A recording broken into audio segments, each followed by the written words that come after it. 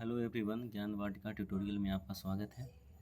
आज हम लोग प्रेसिडेंट से रिलेटेड कुछ महत्वपूर्ण प्रश्न करेंगे, जिसमें यूपीएससी के कुछ प्रीवियस ईयर क्वेश्चन पेपर के भी प्रश्न हैं, वो भी हम लोग सॉल्व करने की कोशिश करेंगे। देखिए, क्वेश्चन 1 है कि नीचे दिए गए कथनों को पढ़ें।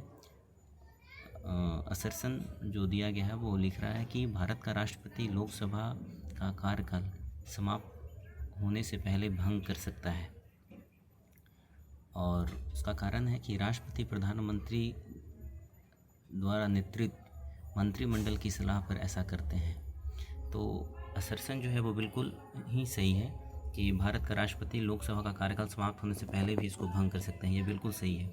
और वो तभी करते हैं जब मंत्रिमंडल उन्हें ऐसा करने का सलाह दें।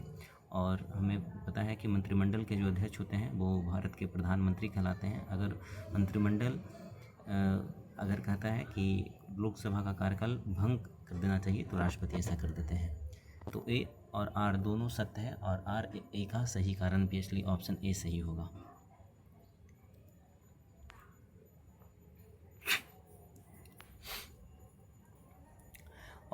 क्वेश्चन 2 है कि नीचे दिए गए कौन सा अनुच्छेद भारत के संविधान में राष्ट्रपति के कार्यकाल से संबंधित है। तो जो भी अनुच्छेद नीचे दिया गया है, अनुच्छेद 53, अनुच्छेद 56, अनुच्छेद 55, अनुच्छेद 52, इसमें ऑप्शन 1 सही होगा। अनुच्छेद 53 जो है वो भारत के राष्ट्रपति के कार्यकाल से संबंधित है।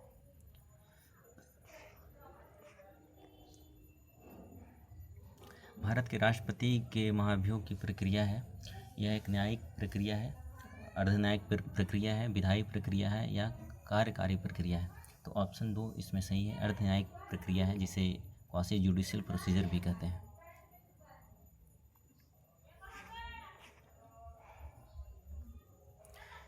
क्वेश्चन 4 है, यदि राष्ट्रपति अपने पद से इस्तीफा देना चाहते हैं तो उन्हें किसे इस्तीफा प्रस्तुत करना चाहिए। ऑप्शन 1 लोकसभा अध्यक्ष को, ऑप्शन 2 भारत के मुख्य न्यायाधीश को, ऑप्शन 3 प्रधानमंत्री को, ऑप्शन 4 भारत के उपराष्ट्रपति को, ऑप्शन 5 ऊपर में से कोई नहीं, नन ऑफ द एबव। तो इसका सही जो आंसर होगा वो उपराष्ट्रपति होंगे। ऑप्शन 4 इसका सही आंसर होगा। देखिए, क्वेश्चन 5 जो है वो कह रहा है कि यदि भारत के राष्ट्रपति का चुनाव सुप्रीम कोर्ट द्वारा शून्य घोषित कर दिया जाता है तो उनके पद के निर्वहन के दौरान किए गए सभी कार्य अमान्य हो जाते हैं। देखिए, ये स्टेटमेंट जो है ये स्टेटमेंट सही नहीं है, इसलिए कि जब भी कोई राष्ट्रपति अगर बनते हैं और राष्ट्रपति अगर कोई बन गए और बनने के दौरान उनके द्वारा किया गया जो भी कृत्य होता है, जो भी कार्य होता है, वो शून्य घोषित नहीं होगा, इसलिए कि उनका जो चुनाव था वो शून्य घोषित कर दिया जाता है सुप्रीम कोर्ट के द्वारा। ऐसा नहीं होता है, वो उनका चुनाव शून्य घोषित होने के बाद भी अगर वो राष्ट्रपति बन गए हैं और उस पद पे रहते हुए कोई काम अगर वो कर दिए हैं तो वो काम वैलिड होगा। तो देखिए, ये जो पहला जो स्टेटमेंट है वो स्टेटमेंट रॉन्ग होगा। दूसरा स्टेटमेंट है कि भारत के राष्ट्रपति के चुनाव को इस आधार पर स्थगित किया जा सकता है कि कुछ विधानसभाएं भंग कर दी गई हैं और उनके चुनाव अभी बाकी हैं। देखिए, ऐसा भी नहीं है, अगर कुछ विधानसभाएं का चुनाव अगर बाकी भी है तो भी भारत के राष्ट्रपति का चुनाव स्थगित नहीं किया जाता है। तो ये भी स्टेटमेंट रॉन्ग है। और स्टेटमेंट और उसके बाद जो स्टेटमेंट 3 है वो कह रहा है कि जब कोई विधेयक राष्ट्रपति के पास प्रस्तुत किया जाता है तो संविधान समय सीमा निर्धारित करता है जिसके भीतर उन्हें अपनी सहमति देनी अनिवार्य है, सहमति देनी होती है। तो ऐसा भी नहीं है कि राष्ट्रपति के पास कोई ऐसी समय सीमा का बाध्यता नहीं है कि इतने समय के भीतर वो अपना जो भी बिल है उस पर एसेंट दे दे। तो इसमें से डी ऑप्शन सही होगा। सही कथनों की संख्या कितनी है, तो सही कथन कोई भी नहीं है, तो इसलिए ऑप्शन इसमें डी सही होगा।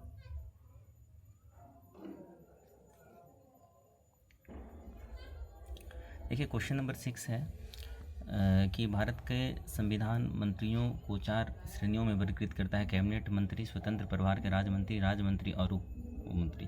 देखिए, ये जो स्टेटमेंट है ये गलत स्टेटमेंट है, क्योंकि भारत के मंत्रियों की जो श्रेणियां हैं वो 4 ना होकर वो 3 है। कैबिनेट मंत्री है, स्वतंत्र मंत्री, स्वतंत्र प्रभार के राज्य मंत्री और राज्य मंत्री। उप मंत्री जैसी कोई भी ये कैटेगरी नहीं है मंत्री का, तो ये स्टेटमेंट गलत हो जाएगा। स्टेटमेंट टू है कुल मंत्रियों की संख्या जिसमें प्रधानमंत्री भी शामिल हैं लोकसभा के कुल सदस्यों के 15% से अधिक नहीं हो सकती, तो ये स्टेटमेंट बिल्कुल सही है। इसलिए सही कथन कौन से हैं, केवल जो बी होगा वो हमारा सही कथन होगा। देखिए क्वेश्चन 7 जो है वो कह रहा है कि निम्नलिखित कथनों पर विचार करें। भारत का राष्ट्रपति संसद का सत्र किसी भी स्थान पर बुला सकते हैं जहां वो उचित समझे, ये बिल्कुल सही है। और ये यूपीएससी 2020 प्रीलिम्स का क्वेश्चन है। और स्टेटमेंट 2 है कि भारत के संविधान में वर्ष में 3 सत्रों का प्रावधान है, लेकिन यह अनिवार्य नहीं है कि तीनों सत्र आयोजित किए जाएं। देखिए भारत के संविधान में 3 सत्रों का प्रावधान ऐसा नहीं है, ये कन्वेंशनल माना जाता है लेकिन कॉन्स्टिट्यूशनल नहीं है ये, तो इसलिए ये स्टेटमेंट रॉन्ग हो जाएगा। स्टेटमेंट 3 है कि संसद को वर्ष में न्यूनतम कितने दिनों तक बैठक करनी है, इसका कोई निर्धारित न्यूनतम समय नहीं है, ये बिल्कुल सही है। संसद का जो बैठक है इसका कितना दिन तक ये बैठक होना चाहिए, ऐसा कोई निर्धारित समय सीमा नहीं है। इसलिए इसका जो सही ऑप्शन होगा वो ऑप्शन हो जाएगा 1 और 3, ऑप्शन सी सही होगा।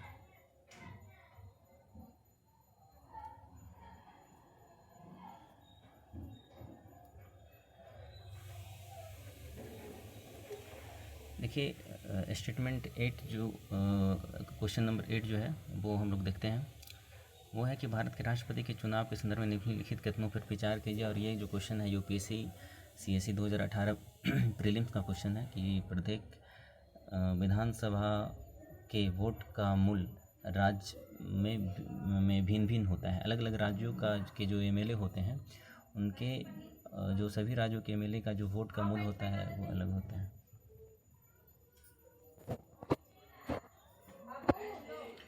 ये बिल्कुल सही है। और स्टेटमेंट 2 जो है ये बोल रहा है कि लोकसभा के सांसदों के वोट का मूल्य राज्यसभा के सांसदों के वोट से अधिक होता है। ऐसा नहीं है, क्योंकि सभी जो एमपी होते हैं चाहे वो लोकसभा के हों या राज्यसभा के हों, सभी के वोट का मूल्य राष्ट्रपति के चुनाव के संदर्भ में बराबर होता है। तो ये स्टेटमेंट क्या है कि गलत हो जाएगा। इसलिए केवल कौन सा सही है, केवल एक जो है वो ही सही होगा, ऑप्शन ए।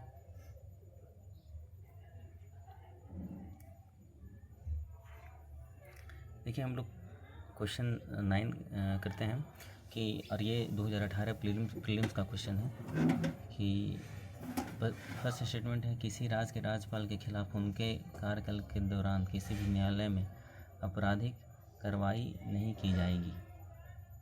ये क्वेश्चन जो स्टेटमेंट है ये गलत है, क्योंकि जो भी आपराधिक मामले से रिलेटेड जो कार्रवाई होती है वो राष्ट्रपति या राज्यपाल के खिलाफ नहीं होती है, लेकिन दीवानी मामले से या कोई भी ऐसा कार्य जो व्यक्तिगत हित के लिए राष्ट्रपति या राज्यपाल करते हैं उस मामले में उनकी कार्रवाई की जा सकती है। तो ये स्टेटमेंट फॉल्स हो जाएगा, ये गलत हो जाएगा। स्टेटमेंट 2 कह रहा है कि किसी राज्य के राज्यपाल के भत्ते इमोलमेंट्स और अलाउंस उनके कार्यकाल के दौरान घटाए नहीं जा सकते हैं, तो ये बिल्कुल सही है। और यही राष्ट्रपति के मामले में भी होता है। और सिर्फ अगर यहाँ पे राज्यपाल जो शब्द है उसको रिप्लेस करके अगर राष्ट्रपति हम लोग कर दें तो उनके लिए भी बिल्कुल यही सही हो जाएगा।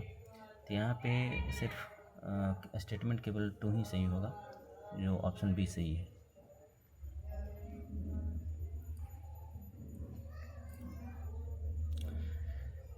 देखिए क्वेश्चन नंबर 10 जो है वो यूपीएससी सीएसई 2018 प्रीलिम्स का ही क्वेश्चन है। और ये कह रहा है कि यदि भारत का राष्ट्रपति संविधान के अनुच्छेद 356 के तहत किसी विशेष राज्य के संबंध में अपना अधिकार प्रयोग करता है तो क्या क्या हो सकता है। तो फर्स्ट जो ऑप्शन है उस राज्य की विधानसभा अपने आप में भंग हो जाती है। ऑप्शन बी है उस राज्य की विधान पालिका का अधिकार संसद के अथवा उसके प्राधिकरण द्वारा प्रयोग किया जाता है। ऑप्शन सी है उस राज्य के अनुच्छेद 19 निलंबित हो जाते हैं। और ऑप्शन डी है कि राष्ट्रपति उस राज्य के संबंध में कानून बना सकता है। देखिए इसका जो बेस्ट ऑप्शन जो है वो होगा ऑप्शन बी, उस राज्य की विधान पालिका का अधिकार संसद के अथवा उसके प्राधिकरण द्वारा प्रयोग किया जाता है, इसलिए ऑप्शन बी इसका सही आंसर हो, सही ऑप्शन होगा।